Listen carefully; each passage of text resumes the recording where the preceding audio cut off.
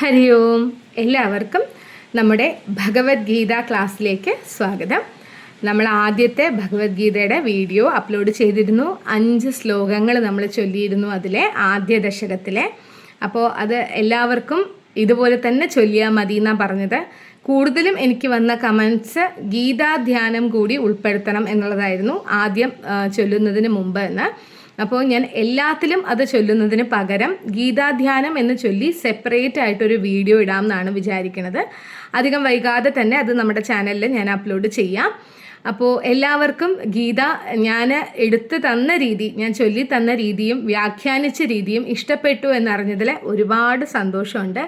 ഭഗവാന്റെ അനുഗ്രഹം എന്നേ ഞാൻ പറയുന്നുള്ളൂ. ഭഗവാൻ നമ്മുടെ കൂടെ തന്നെയുണ്ട്. അതുകൊണ്ടാണ് ഈ ഒരു ഉദ്യമത്തിന് എനിക്ക് തോന്നിയതും നമുക്കിങ്ങനെ ചെയ്യാൻ കഴിഞ്ഞതും അത് നിങ്ങൾക്കൊക്കെ സ്വീകാര്യമായതും ഒക്കെ ഭഗവാന്റെ അനുഗ്രഹം കൊണ്ടാണ്. ഞാൻ അതിന് ഭഗവാനോട് നന്ദി പറയുന്നു. ഇതിൽ ഭഗവാനാണ് ശരിക്കും പറഞ്ഞാൽ എൻ്റെ ഗുരുസ്ഥാനത്തുള്ളത്. അപ്പോൾ അതിന് ഞാൻ ഭഗവാനോട് നന്ദി പറയുകയാണ്. അപ്പോൾ നമുക്ക് ഇന്ന് ഭഗവത്ഗീതയുടെ ആദ്യത്തെ അധ്യായത്തിലെ 6 മുതൽ 15 വരെയുള്ള ശ്ലോകങ്ങൾ ചൊല്ലി അതിൻ്റെ വ്യാഖ്യാനമാണ് നോക്കാനുള്ളത്. അപ്പോൾ അത് നമുക്ക് ഇന്നത്തെ വീഡിയോയിൽ നോക്കാം. അങ്ങനെ ഒരു 4 വീഡിയോ കൊണ്ട് ഈ ആദ്യത്തെ ദശകം പൂർണ്ണമാവുമെന്നാണ് ഞാൻ വിചാരിക്കുന്നത്. അപ്പോൾ നമുക്ക് ചൊല്ലിത്തുടങ്ങാം. ഓം പരമാത്മനേ നമഃ. ധൃതരാഷ്ട്ര ഉവാച ധർമ്മക്ഷേത്രേ കുരുക്ഷേത്രേ സമവേതായുയുത്സവ മാമകാ പാണ്ഡവാശ്ചൈവ കിമകുർവത സഞ്ജയ. സഞ്ജയ ഉവാച ദൃഷ്ട്വാ തു പാണ്ഡവാനീകം വ്യൂഢം ദുര്യോധനസ്തഥാ ആചാര്യമുപസംഗമ്യ രാജാ വചനമബ്രവീത്. പശ്യതാം പാണ്ഡുപുത്രാണാമാചാര്യമഹതീം ചമൂം വ്യൂഢം ദ്രുപദപുത്രേണ തവ ശിഷ്യേണ ധീമതാ അത്ര ശൂരാ മഹേശ്വാസ ഭീമാർജുന സമായുധി യുയുധാനോ വിരാടശ്ച ദ്രുപദശ്ച മഹാരഥ ദൃഷ്ടകേതുശ്ചേകിതാന കാശിരാജശ്ച വീര്യവാൻ പുരുജിത് കുന്തിഭോജശ്ച ശൈഭ്യശ്ച നരപുംഗവ. അങ്ങനെയായിരുന്നു 5 ശ്ലോകങ്ങൾ വരെ. അപ്പോൾ നമുക്ക് 6ാമത്തെ ശ്ലോകം ചൊല്ലാം. യുധാമന്യുശ്ച വിക്രാന്ത ഉത്തമൗജാശ്ച വീര്യവാൻ സൗഭദ്രോ ദ്രൗപദേയാശ്ച സർവ ഏവ മഹാരഥ. യുധാമന്യുശ്ച വിക്രാന്ത ഉത്തമൗജാശ്ച വീര്യവാൻ സൗഭദ്രോ ദ്രൗപദേയാശ്ച സർവ ഏവ മഹാരഥ. ഭഗവത്ഗീതയുടെ ആദ്യ അധ്യായത്തിൽ നമ്മൾ ധൃതരാഷ്ട്ര ഉവാച എന്ന് പറഞ്ഞിട്ടാണ് തുടങ്ങുന്നത് അല്ലേ. ധൃതരാഷ്ട്രര് സഞ്ജയനോട് ചോദിക്കുകയാണ് കുരുക്ഷേത്ര ഭൂമിയിൽ എന്തൊക്കെയാണ് സംഭവിക്കുന്നത് എന്ന്. ധൃതരാഷ്ട്രർക്ക് ലൈവ് അപ്ഡേറ്റ് കൊടുക്കുകയാണ് അങ്ങനെ സഞ്ജയൻ. അപ്പോൾ അതിൽ എന്താ നടക്കുന്നതെന്ന് പറഞ്ഞപ്പോൾ സഞ്ജയൻ പറഞ്ഞത് ദുര്യോധനൻ ആചാര്യനോട് ചെന്ന് ഇങ്ങനെ പറഞ്ഞു എന്നാണ് പറഞ്ഞത്. എന്തൊക്കെയാണ് പറഞ്ഞത് എന്നുള്ളതാണ് ബാക്കിയുള്ള ശ്ലോകങ്ങളിൽ വന്നത്. ഇപ്പോൾ പാണ്ഡവ സൈന്യത്തിലെ പ്രമുഖരായിട്ടുള്ള ആൾക്കാരെ കാണിച്ച് ദ്രോണാചാര്യർക്ക് ഒരു മുന്നറിയിപ്പോ താക്കീതോ ഒക്കെ കൊടുക്കുകയാണ് ദുര്യോധനൻ. അപ്പോൾ അത് നമ്മൾ പറഞ്ഞു വന്നത്.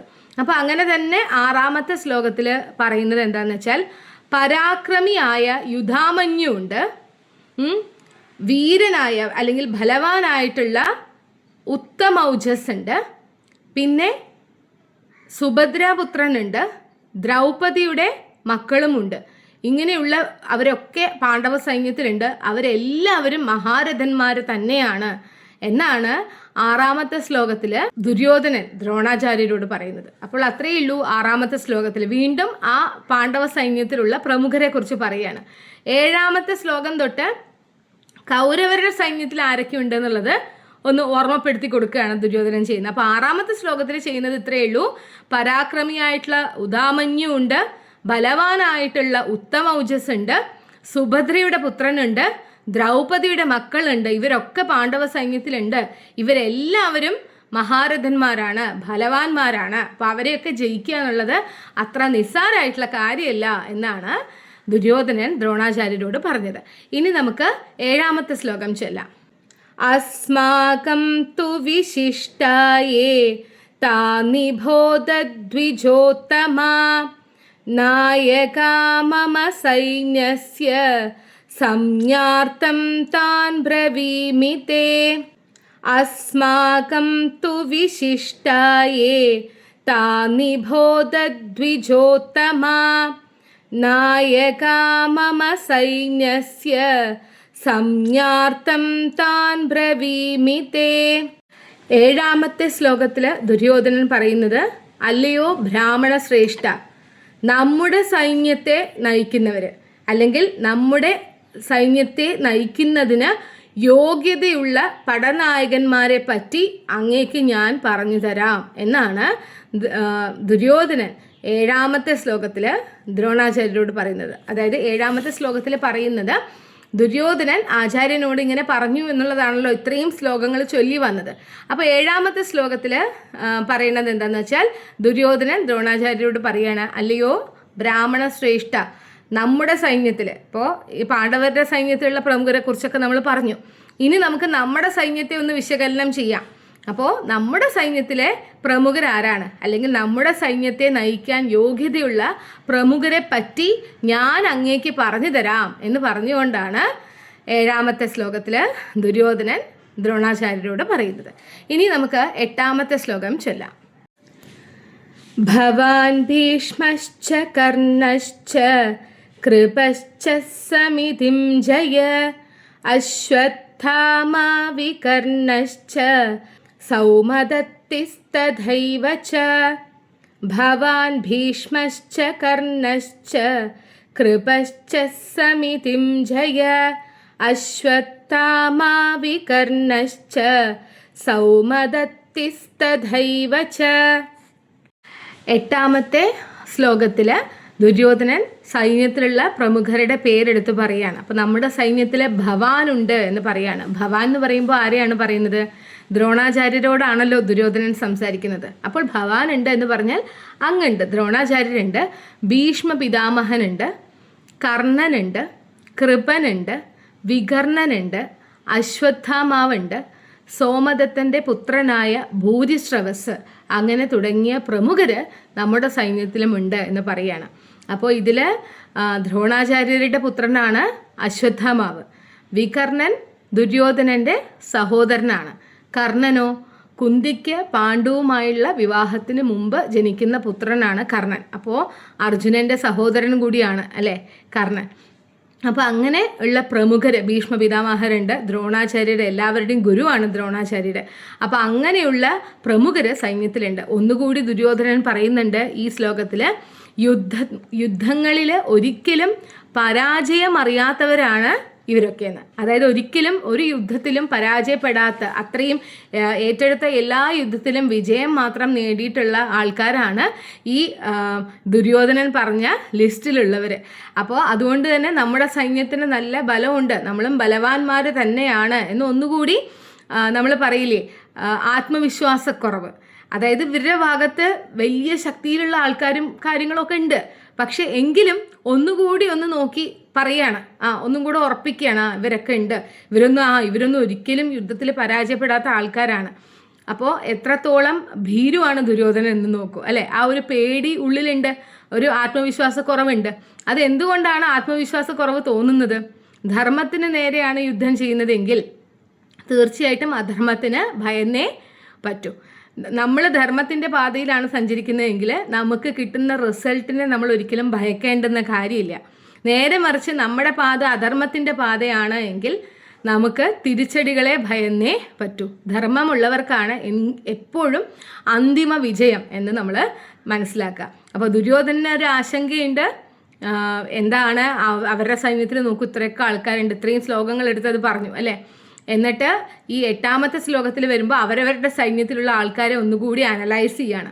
അപ്പോൾ എന്നിട്ട് എന്താ പറഞ്ഞത്? അങ്ങുണ്ട് എന്ന് വെച്ചാൽ ദ്രോണാചാര്യരുണ്ട്, ഭീഷ്മപിതാമഹരുണ്ട്, കർണനുണ്ട്, കൃപനുണ്ട്, വികർണനുണ്ട്, അശ്വത്ഥമാവുണ്ട്, സോമദത്തിൻ്റെ പുത്രനായ ഭൂരിശ്രവസ് ഉണ്ട്. അപ്പം അതിൽ കൃപാചാര്യരുടെ സഹോദരി ഭർത്താവാണ് ദ്രോണാചാര്യർ. അശ്വത്ഥമാവ് ദ്രോണാചാര്യരുടെ പുത്രനാണ്. അങ്ങനെയൊക്കെ കഴിവുള്ള ആൾക്കാരാണ്. ഇവരൊന്നും ഒരിക്കലും ഒരു യുദ്ധങ്ങളിലും പരാജയം അറിയാത്ത ആൾക്കാർ കൂടിയാണ്. അപ്പം അത്രയേ ഉള്ളൂ 8ാമത്തെ ശ്ലോകം. ഇനി നമുക്ക് 9ാമത്തെ ശ്ലോകം ചൊല്ലാം. അന്യേച്ച ബഹവഃ ശൂര മദർത്തേ ത്യക്ത ജീവിത നാനാശസ്ത്രപ്രഹരണ സർവേ യുദ്ധവിശാരദ. അന്യേച്ച ബഹവഃ ശൂര മദർത്തേ ത്യക്ത ജീവിത നാനാശസ്ത്രപ്രഹരണ സർവേ യുദ്ധവിശാരദ. 9ാമത്തെ ശ്ലോകത്തിൽ ദുര്യോധനൻ ദ്രോണാചാര്യരോട് പറയുന്നത് ഇങ്ങനെയാണ്: എനിക്ക് വേണ്ടി സ്വജീവിതം ബലിയർപ്പിക്കാൻ തയ്യാറായി വന്നവർ ഇനിയുമുണ്ട്. അവരൊക്കെ വീരയോദ്ധാക്കളാണ്. അവരുടെ കയ്യിലൊക്കെ നാനാവിധത്തിലുള്ള ആയുധങ്ങളുണ്ട്. മാത്രമല്ല പലതരം സമരമുറകളൊക്കെ അറിയാവുന്നവരും അതൊക്കെ പരീക്ഷിച്ച് വിജയിച്ചവരുമാണ് ഈ എൻ്റെ കൂടെ നിൽക്കുന്ന ആൾക്കാർ. അപ്പോൾ ദുര്യോധനൻ ഒന്നുകൂടി അടിവരയിട്ട് പറയുകയാണ്, എനിക്ക് വേണ്ടി സ്വജീവിതം അർപ്പിക്കുക. എന്ന് വെച്ചാൽ ഈ യുദ്ധത്തിൽ വന്നിട്ട് സ്വജീവിതം അല്ലേ, യുദ്ധം എന്ന് പറഞ്ഞാൽ ഒരു ഉറപ്പുമില്ല, എന്ത് വേണമെങ്കിലും സംഭവിക്കാം. അപ്പോൾ സ്വയം ജീവിതം അർപ്പിക്കാൻ തയ്യാറായിട്ട് വന്നിട്ടുള്ളവരാണ് എൻ്റെ കൂടെയുള്ള ആൾക്കാർ. അപ്പോൾ അവർ നിസ്സാരക്കാരല്ല, വളരെ നിപുണരാണ്, വീരയോദ്ധാക്കളാണ് അവർ. അവരുടെ കയ്യിൽ നാനാവിധത്തിലുള്ള ആയുധങ്ങളുണ്ട്. ഒപ്പം പലതരത്തിലുള്ള സമരമുറകളും യുദ്ധമുറകളും ഒക്കെ അറിയാവുന്നവരാണെന്നാണ് പറയുന്നത്. അപ്പോൾ ഒരുപാട് ബലവാന്മാരായിട്ടുള്ള ആൾക്കാർ ദുര്യോധനൻ്റെ സൈന്യത്തിലുണ്ട്. പക്ഷേ നമ്മൾ ചിന്തിക്കേണ്ടുന്ന ഒരു കാര്യം, ഈ പറഞ്ഞ ആൾക്കാരൊക്കെ ദുര്യോധനന് വേണ്ടി യുദ്ധം ചെയ്യാൻ വന്നു എന്ന് പറയുമ്പോൾ എന്താ അതിൽ അർത്ഥമാവുന്നത്? അധർമ്മത്തിന് വേണ്ടിയിട്ടാണ്. അധർമ്മം ജയിക്കുമോ? ഒരിക്കലും അധർമ്മത്തിന് ജയമില്ല. അപ്പോൾ അധർമ്മത്തിന് വേണ്ടിയിട്ടാണ് വന്ന് നിൽക്കുന്നത്. അപ്പോൾ അയാൾ പറഞ്ഞ ഒരു കാര്യം കറക്റ്റാണ്, സ്വജീവിതം ബലിയർപ്പിക്കാൻ. സ്വജീവിതം ബലിയർപ്പിക്കേണ്ടി വരും. ധർമ്മത്തിന് മുമ്പിൽ ഒരിക്കലും അധർമ്മത്തിന് ജയിക്കാനാവില്ല. അതുകൊണ്ട് തന്നെ സ്വന്തം ജീവിതം ത്യജിക്കേണ്ടി തന്നെ വരും. പക്ഷേ എങ്കിലും കൂടെയുള്ള ഒരു ടീം എന്ന് പറയുന്നത് വളരെ എഫിഷ്യൻ്റ് ആയിട്ടുള്ള നല്ല ബലവാന്മാരായിട്ടുള്ളവരുടെ ടീമാണ് എന്നാണ് ദുര്യോധനൻ ഒന്നുകൂടി പറയുന്നത്.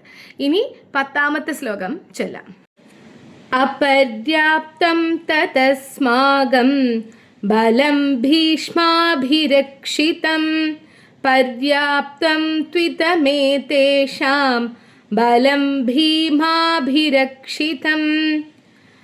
അപര്യാപ്തം തതസ്മാകം ബലം ഭീഷ്മാഭിരക്ഷിതം പര്യാപ്തം ത്വിതമേതേഷാം ബലം ഭീമാഭിരക്ഷിതം. 10ാമത്തെ ശ്ലോകത്തിൽ ദുര്യോധനൻ പറയുന്നത് അളവറ്റതാണ് നമ്മുടെ സൈന്യം. കഴിഞ്ഞ വീഡിയോ നമ്മൾ അപ്ലോഡ് ചെയ്തപ്പോൾ പറഞ്ഞിട്ടുണ്ടായിരുന്നു അല്ലേ, ഭഗവാൻ ശ്രീകൃഷ്ണൻ്റെ അക്ഷൗഹിണി പട പോലും കൗരവരുടെ കൂടെയാണ്. കൃഷ്ണൻ പറഞ്ഞു, ഞാൻ ആയുധം എന്തില്ല, ആയുധം എന്താതെ ഞാൻ കൂടെ വന്ന് നിൽക്കാമെന്ന് പറഞ്ഞു. പക്ഷെ കൃഷ്ണൻ ഏത് ഭാഗത്താണോ നിൽക്കുന്നത്, ഭഗവാൻ ഏത് ഭാഗത്താണോ നിൽക്കുന്നത്, ആ പക്ഷത്തെ വിജയമുണ്ടാവുള്ളൂ. അത് മനസ്സിലാക്കാൻ ദുര്യോധനന് അതിന് മാത്രമുള്ള ബുദ്ധിയില്ല. അതുകൊണ്ടാണല്ലോ ഇങ്ങനൊരു അധർമ്മത്തിന് വേണ്ടി യുദ്ധത്തിന് ഇറങ്ങി പുറപ്പെടുന്നത്. അപ്പോൾ ദുര്യോധനൻ പറയുകയാണ്, അതിലൊരു അഹങ്കാരത്തിൻ്റെ ചൊവ്വയും കൂടി ഉണ്ട് കേട്ടോ. പറയുകയാണ്, അളവറ്റതാണ് നമ്മുടെ സൈന്യം. മാത്രമല്ല നമ്മുടെ സൈന്യത്തെ സംരക്ഷിക്കുന്നതിന് പിതാമഹനായിട്ടുള്ള ഭീഷ്മരുമുണ്ട്. ഭീഷ്മ പിതാമഹരാണ് നമ്മുടെ സൈന്യത്തെ സംരക്ഷിക്കുന്നത്. എന്നിട്ട് ഒരു താരതമ്യം നടത്തുകയാണ്. എന്നാൽ ഭീമൻ നയിക്കുന്ന അല്ലെങ്കിൽ ഭീമനാൽ സുരക്ഷിതമായിരിക്കുന്ന പാണ്ഡു സൈന്യത്തെ നോക്കൂ, അത് വളരെ പരിമിതമാണ്. ആൾബലം വളരെ കുറവാണ് പാണ്ഡവ സൈന്യത്തിൽ. അപ്പോൾ അതുകൊണ്ട് പറയണ ഭീമൻ സംരക്ഷിക്കുന്ന പാണ്ഡവ സൈന്യത്തെ നോക്കൂ, അത് വളരെ പരിമിതമാണ് എന്ന്. അപ്പോൾ ഇതിൽ നമുക്ക് മനസ്സിലാവുന്ന ഒരു കാര്യം എന്താണെന്ന് വെച്ചാൽ, അധർമ്മത്തിൻ്റെ കൂടെ നിൽക്കാൻ 1000 ആൾക്കാരുണ്ടാവും. എന്ന് വെച്ചാൽ അധർമ്മപക്ഷത്തായിരിക്കും താരതമ്യേന ആളുകൾ കൂടുതൽ. അധർമ്മം ചെയ്യാൻ വരുമ്പോൾ അത് പാപം ചെയ്യാനും എല്ലാത്തിനും ആളുകൾ കൂടുതലായിരിക്കും.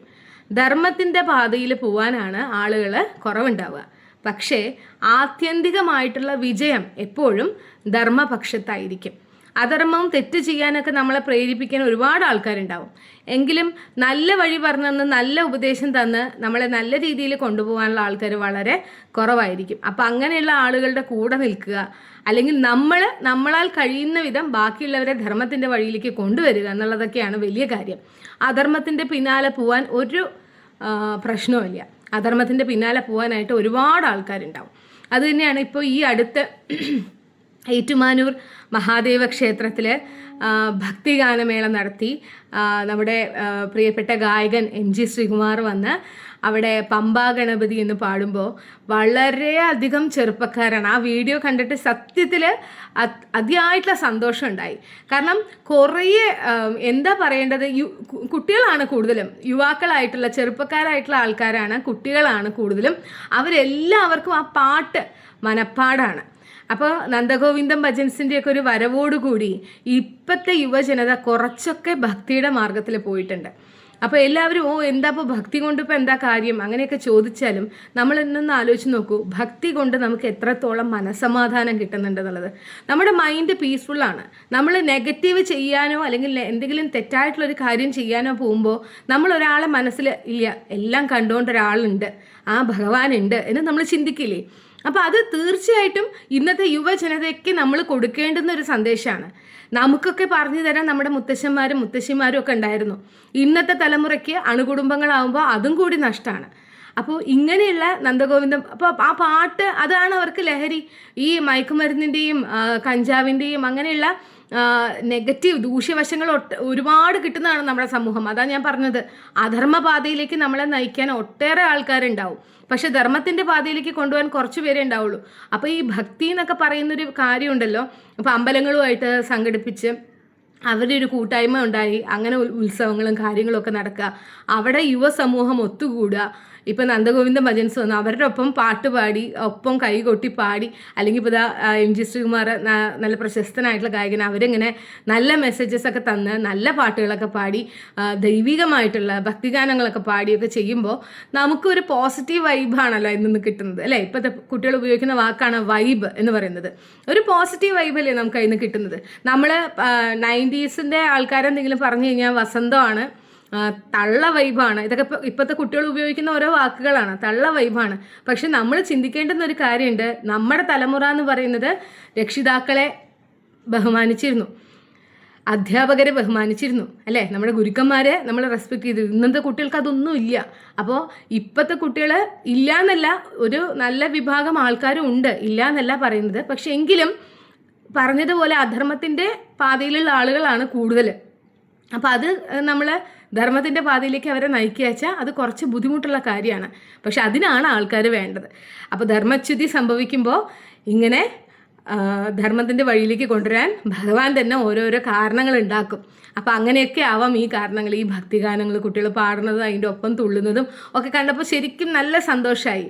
ഞാൻ നാരായണീയ വീഡിയോ ആദ്യം പറയുമ്പോൾ പറഞ്ഞിരുന്നു, നമ്മുടെ കുട്ടികൾക്ക് മാത്രം ഇതൊന്നും പഠിക്കാനുള്ള ഇതില്ല, അത് കമ്പൽസറി അല്ലല്ലോ. നമ്മുടെ കയ്യിൽ അമ്പലത്തിൽ വേണമെങ്കിൽ പോയാൽ മതി, അല്ലെങ്കിൽ പോവണ്ട, അങ്ങനെയൊക്കെയാണല്ലോ. അപ്പോൾ അത് നോക്കുമ്പോൾ ഇങ്ങനെയുള്ളൊരു തലമുറ ഇപ്പോൾ വളർന്നു വരുന്നത് കാണുമ്പോൾ സത്യമായിട്ടും ആത്മാർത്ഥമായിട്ടുള്ള സന്തോഷമുണ്ട്.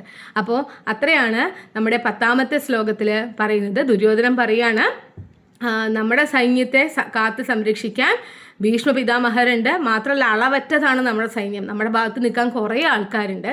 എന്നാൽ ഭീമനാൽ രക്ഷിക്കപ്പെടുന്ന പാണ്ഡവ സൈന്യത്തെ നോക്കൂ, അവിടെ വളരെ പരിമിതമായിട്ടുള്ള ആൾക്കാരേ ഉള്ളൂ എന്ന് പറഞ്ഞ് സ്വയം ഊറ്റം കൊള്ളുകയാണ് ദുര്യോധനൻ 10ാമത്തെ ശ്ലോകത്തിൽ. ഇനി 11ാമത്തെ ശ്ലോകം ചെല്ലാം.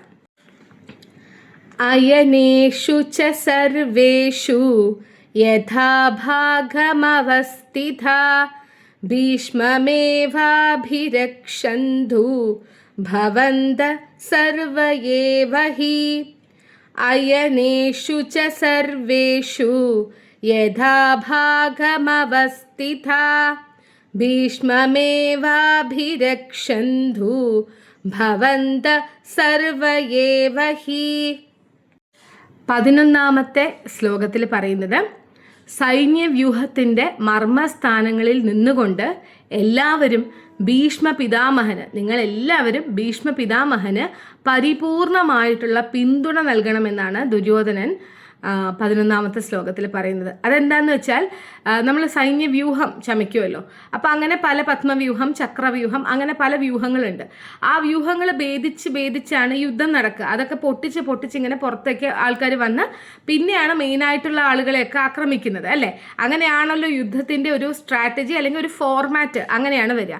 അപ്പോൾ ഈ സൈന്യവ്യൂഹത്തിൻ്റെ മർമ്മസ്ഥാനങ്ങൾ, അതായത് എവിടേക്കാണോ ഭേദിക്കപ്പെടാൻ സാധ്യതയുള്ളത് അവിടെയൊക്കെ നിന്നുകൊണ്ട് ഭീഷ്മ പിതാമഹന് പരിപൂർണമായിട്ടുള്ള പിന്തുണ നൽകണമെന്ന് എന്ന് ദുര്യോധനൻ എല്ലാവരോടും കൂടി, സൈന്യത്തിലെ എല്ലാവരോടും കൂടി പറയുകയാണ്. അപ്പോൾ അതെന്താ കാര്യം എന്ന് വെച്ചാൽ ദുര്യോധനൻ അറിയാം ദ്രോണാചാര്യരും നല്ല കഴിവുള്ള വ്യക്തിയാണ്, ഭീഷ്മ പിതാമഹനും നല്ല കഴിവുള്ള വ്യക്തിയാണ്. അപ്പോൾ അവർ നിന്ന് കഴിഞ്ഞാൽ ഈ സൈന്യം ജയിക്കും എന്നുള്ളൊരു വിശ്വാസം ദുര്യോധനനുണ്ട്, സൈന്യം ജയിക്കും എന്നുള്ളൊരു വിശ്വാസമുണ്ട്. അതുമാത്രമല്ല ഇവർ രണ്ടുപേരും ഒട്ടും ദുര്യോധനനെ ചതിക്കാതെ കൂടെ നിൽക്കും എന്നുള്ളൊരു വിശ്വാസം കൂടിയുണ്ട്. കാരണം എന്താണെന്ന് വെച്ചാൽ ദ്രൗപദിയെ ആ ഒരു സദസ്സിൽ കൊണ്ടുവന്ന് ചൂതുകളിയിൽ തോറ്റതിൻ്റെ പേരിൽ പന്തയം വെച്ചു അല്ലേ ദ്രൗപദിയെ. അപ്പം അങ്ങനെ കൊണ്ടുവന്ന് വസ്ത്രമഴിച്ച് അവളെ ആക്ഷേപിക്കാനും എന്താ പറയുക അപമാനിക്കാനും ഒക്കെ ശ്രമിച്ച സമയത്ത് ഈ പറയുന്ന ഭീഷ്മ പിതാമഹരും ദ്രോണാചാര്യരും ഒന്നും ഇവർക്കെതിരെ ഒരു അക്ഷരം മിണ്ടിയില്ല. അത് ദുര്യോധനന് ധൈര്യം കൊടുത്തു. അതും നമ്മൾ ഉൾക്കൊള്ളേണ്ടുന്ന ഒരു മെസ്സേജാണ്. നമ്മൾ പ്രതികരിക്കേണ്ടുന്നിടത്ത് നമ്മൾ പ്രതികരിക്കേണ്ടുന്ന ആളാണെങ്കിൽ അവിടെ തീർച്ചയായിട്ടും പ്രതികരിച്ചിരിക്കണം. നമുക്ക് സ്ഥാനമില്ലാത്ത, നമുക്കുമായിട്ട് ഒരു ഇതുമില്ലാത്തവിടെ പ്രതികരിക്കണം എന്നല്ല പറയുന്നത്. നമ്മൾ അവിടെ പ്രതികരിക്കേണ്ടവരാണെങ്കിൽ തീർച്ചയായിട്ടും ആ സമയത്ത് നമ്മൾ അധർമ്മം നടക്കുന്നുണ്ടെങ്കിൽ പ്രതികരിക്കണം എന്നുള്ളൊരു സന്ദേശം കൂടിയാണത്. അപ്പോൾ അത്രയേ ഉള്ളൂ. 11ാമത്തെ ശ്ലോകത്തിൽ ദുര്യോധനൻ സൈന്യത്തിലുള്ള എല്ലാവരോടും കൂടിയായിട്ട് പറയുകയാണ്, നിങ്ങൾ എല്ലാവരും സൈന്യവ്യൂഹത്തിൻ്റെ മർമ്മസ്ഥാനങ്ങളിൽ നിന്നുകൊണ്ട് ഭീഷ്മ പിതാമഹന് പരിപൂർണമായിട്ടുള്ള പിന്തുണ നൽകണം എന്ന് പറയാണ്.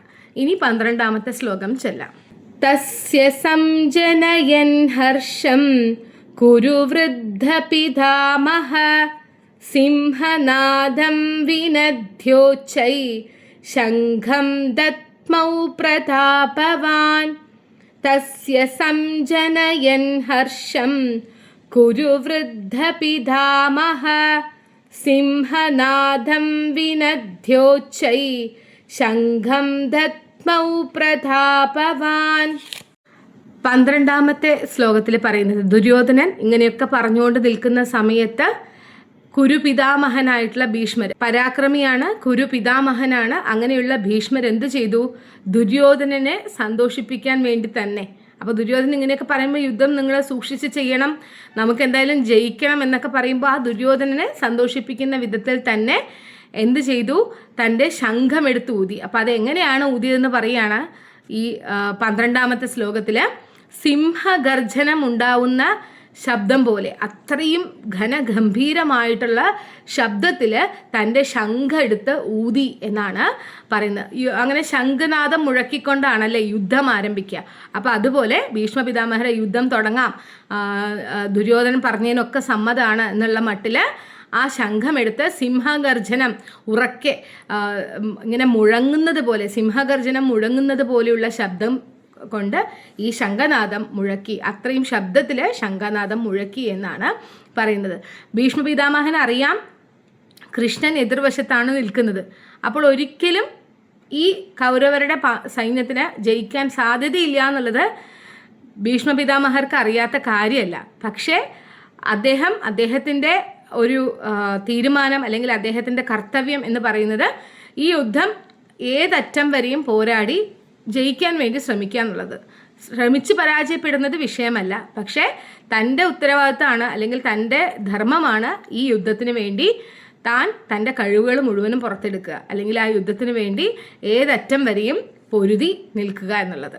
അപ്പോൾ അത്രയേ ഉള്ളൂ. 12ാമത്തെ ശ്ലോകത്തിൽ പരാക്രമിയും കുരുപിതാമഹനുമായിട്ടുള്ള ഭീഷ്മര് ദുര്യോധനനെ സന്തോഷിപ്പിക്കാൻ വേണ്ടി തന്നെ തൻ്റെ ശംഖമെടുത്ത് സിംഹഗർജനം പോലെയുള്ള ശബ്ദത്തിൽ മുഴക്കി എന്നാണ് പറയുന്നത്.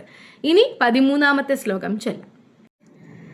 തതശങ്കാശ്ച ഭേദ്യശ്ച പണവാനക ഗോമുഖാ സഹസൈവാഭ്യഹന്യന്ത സശബ്ദസ്തു മുലോഭവത് തദശങ്കാശ്ച ഭേദ്യശ്ച പണവാനക ഗോമുഖ സഹസൈവാഭ്യഹന്യന്ത സശബ്ദസ്തു മുലോഭവത്. 13ാമത്തെ ശ്ലോകത്തിലെ കാര്യമായിട്ടൊന്നും മനസ്സിലാക്കാനില്ല. ഭീഷ്മ പിതാമഹര് ശംഖെടുത്ത് വിളിച്ചു എന്ന് നമ്മൾ പറഞ്ഞു അല്ലെ, ശംഖനാദം മുഴക്കി. അപ്പോൾ എന്ത് സംഭവിച്ചു? എല്ലായിടത്തു നിന്നും ശംഖ്, ചെണ്ട, മദ്ദളം, കാഹളം എന്നിവയുടെ ശബ്ദങ്ങൾ എമ്പാടും ഉയർന്നു കേട്ടു. അതായത് എല്ലാവരും യുദ്ധത്തിന് റെഡിയായി സജ്ജരായിട്ട് നിൽക്കുകയാണ്. ആ യുദ്ധഭൂമി മുഴുവൻ കോലാഹലമായി, ശബ്ദമുഖരിതമായി എന്നാണ് പറയുന്നത്. എല്ലാവരുടെയും ആകെ കൂടി ബഹളായി, യുദ്ധം തുടങ്ങാൻ വേണ്ടിയുള്ള പോർവിളി നടക്കുകയാണ്. അപ്പോൾ എല്ലാവരും അതിനു വേണ്ടി തയ്യാറായി എന്നുള്ളതാണ് 13ാമത്തെ ശ്ലോകത്തിൽ പറയുന്നത്. അത്രയേ ഉള്ളൂ. 13ാമത്തെ ശ്ലോകത്തിൽ ശംഖനാദം മുഴങ്ങിക്കേട്ടപ്പോൾ ആ യുദ്ധഭൂമിയിൽ എല്ലായിടത്തു നിന്നും ശംഖ്, ചെണ്ട, മദ്ദളം, കാഹളം എന്നിവയുടെ ശബ്ദങ്ങൾ ഇങ്ങനെ ഉയർന്നു കേട്ടു.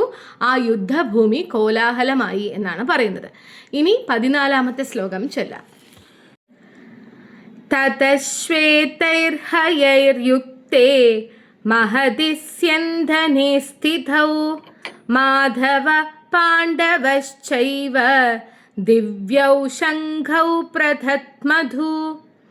തതശ്വേതൈർഹയൈർയുക്തേ മഹതി സ്യന്ധനേ സ്ഥിതൗ മാധവ പാണ്ഡവശ്ചൈവ ദിവ്യൗ ശംഖൗ പ്രഥത്മധു. 14ാമത്തെ ശ്ലോകത്തിൽ പറയുന്നത് മറുവശത്ത് കൃഷ്ണാർജുനന്മാരാണ് അല്ലേ. അപ്പോൾ ആ കൃഷ്ണാർജുനന്മാർ വെള്ളക്കുതിരകളെ പൂട്ടിയ വൻ തേരിൽ നിന്നുകൊണ്ട് തങ്ങളുടെ ദിവ്യ ശംഖങ്ങൾ എടുത്തു മുഴക്കി എന്നാണ് പറയുന്നത്. അപ്പോൾ ഭീഷ്മ പിതാമഹരുടെ ശംഖുകളെ അപേക്ഷിച്ച് ദിവ്യ ശംഖ് എന്നിവിടെ പറയുന്നുണ്ട് അല്ലേ. അപ്പോൾ കൃഷ്ണൻ്റെയും അർജുനൻ്റെയും ശംഖുകൾ ദിവ്യ ശംഖുകളാണ് എന്ന് പറയുന്ന സമയത്ത് ഭഗവാനാണ് അവിടെ നിൽക്കുന്നത്. അപ്പോൾ അതുകൊണ്ട് തന്നെ അവരുടെ പക്ഷമാണ് വിജയിക്കാനും സാധ്യമാവുള്ളൂ അല്ലേ. ഭഗവാന്റെ പക്ഷം മാത്രമേ വിജയിക്കുകയുള്ളൂ. അപ്പോൾ അതിലൊരു സംശയവും വേണ്ട. മാത്രമല്ല അഗ്നിദേവൻ കൊടുത്ത തേരിലാണ്, വൻ തേരിലാണ് അവർ നിൽക്കുന്നത്. ആ വൻ തേരെന്ന് പറയുന്നത് 4 ദിക്കുകളെയും കീഴടക്കാൻ പ്രാപ്തിയുള്ളവയാണ്. അതിനൊരിക്കലും പരാജയവുമില്ല. അപ്പോൾ എല്ലാം കൊണ്ടും വിജയം ആ ഭാഗത്ത് തന്നെയാണ്. അപ്പോൾ ദിവ്യ ശംഖുകൾ മുഴക്കി എന്ന് പറയുമ്പോൾ അവരുടെ ശംഖുകൾ ദിവ്യങ്ങൾ തന്നെയാണ്, ദിവ്യന്മാരായിട്ടുള്ള ആൾക്കാരാണ് അവരല്ലേ. അപ്പോൾ ആ ശംഖുകൾ ദിവ്യമാണ്. ആ ദിവ്യമായിട്ടുള്ള ശംഖുകൾ മുഴക്കി എന്നുള്ളതാണ് 14ാമത്തെ ശ്ലോകത്തിൽ പറയുന്നത്. അപ്പോൾ അത്രയേ ഉള്ളൂ ആ ശ്ലോകത്തിൽ മനസ്സിലാക്കാൻ. മറുവശത്ത് കൃഷ്ണാർജുനന്മാർ വെള്ളക്കുതിരകളെ പൂട്ടിയ വൻ തേരിൽ നിന്നുകൊണ്ട് തങ്ങളുടെ ദിവ്യ ശംഖങ്ങൾ മുഴക്കി. കൗരവ ഭാഗത്ത് നിന്ന് ഭീഷ്മ പിതാമഹർ ശംഖ് മുഴക്കിയപ്പോൾ എതിർവശത്ത് നിന്ന് കൃഷ്ണാർജുനന്മാരും തൻ്റെ ദിവ്യ ശംഖുകൾ എടുത്ത് മുഴക്കി എന്നാണ് പറയുന്നത്. ഇനി 15ാമത്തെ ശ്ലോകം ചൊല്ലാം. പാഞ്ചജന്യം ഹൃഷീകേശോ ദേവദത്തം ധനഞ്ജയ പൗണ്ഡ്രം ദത്മൗ മഹാശംഖം ഭീമകർമാവൃകോധര. പാഞ്ചജന്യം ഹൃഷീകേശോ ദേവദത്തം ധനഞ്ജയ പൗണ്ഡ്രം ദത്മൗ മഹാശംഖം ഭീമകർമാവൃകോധര. 15ാമത്തെ ശ്ലോകത്തിൽ അങ്ങനെ ദിവ്യങ്ങളായിട്ടുള്ള ശംഖുകൾ മുഴക്കി എന്ന് പറഞ്ഞല്ലോ. അപ്പോൾ ഏത് ശംഖുകളാണ് മുഴക്കിയത് എന്ന് പറയുകയാണ് 15ാമത്തെ ശ്ലോകത്തിൽ.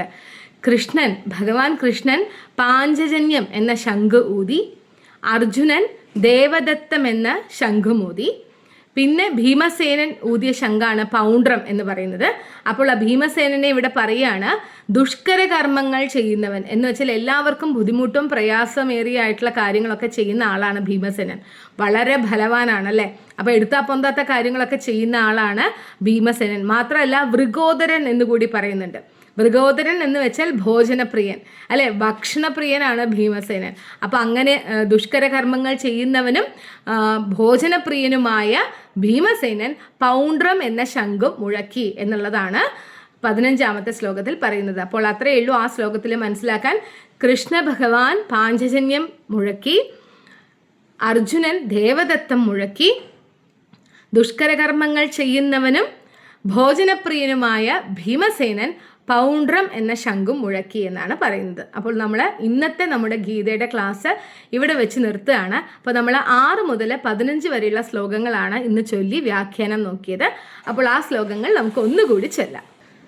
യുധാമന്യുശ്ച വിക്രാന്ത ഉത്തമൗജാശ്ച വീര്യവാൻ സൗഭദ്രോ ദ്രൗപദേയാശ്ച സർവയേവ മഹാരഥ അസ്മാകം തു വിശിഷ്ടായേ താനി ബോധദ്വിജോത്തമ നായകാ മമ സൈന്യസ്യ സംജ്ഞാർത്ഥം താൻ ബ്രവീമിഥേ ഭവാൻ ഭീഷ്മശ്ച കർണശ്ച കൃപശ്ച സമിധിം ജയ അശ്വത്ഥാമാ വികർണശ്ച സൗമദത്തിസ്തഥൈവ ച അന്യേ ച ബഹവഃ ശൂരാ മദർത്തേ ത്യക്തജീവിതാ നാനാശസ്ത്രപ്രഹരണാ സർവേ യുദ്ധവിശാരദാ അപര്യാപ്തം തതസ്മാകം ബലം ഭീഷ്മാഭിരക്ഷിതം പര്യാപ്തം ത്വിതമേതേഷാം ബലം ഭീമാഭിരക്ഷിതം അയനേഷു ച സർവേഷു യഥാഭാഗമവസ്ഥിതാ ഭീഷ്മമേവാഭിരക്ഷന്തു ഭവന്തഃ സർവ ഏവ ഹി തസ്യ സംജനയൻ ഹർഷം കുരു വൃദ്ധപിതാമഹ സിംഹനാദം വിനദ്യോച്ചൈ ശംഖം ദത്മൗ പ്രതാപവാൻ തദശങ്കാശ്ച ഭേദ്യശ്ച പണവാനക ഗോമുഖാ സഹസൈവാഭ്യഹന്യന്ത സശബ്ദസ്തുമുലോഭവത് തദശ്വേതൈർഹയൈർയുക്തേ മഹതി സ്യന്ധനേ സ്ഥിതൗ മാധവ പാണ്ഡവശ്ചൈവ ദിവ്യൗ ശംഖൗ പ്രദത്മധു പാഞ്ചജന്യം ഹൃഷീകേശോ ദേവദത്തം ധനഞ്ജയ പൗണ്ഡ്രം ദത്മൗ മഹാശംഖം ഭീമകർമാവൃകോധര. സർവം ശ്രീകൃഷ്ണാർപ്പണമസ്തു. അങ്ങനെ എല്ലാം ഭഗവാനിൽ സമർപ്പിച്ചിട്ടുണ്ട്.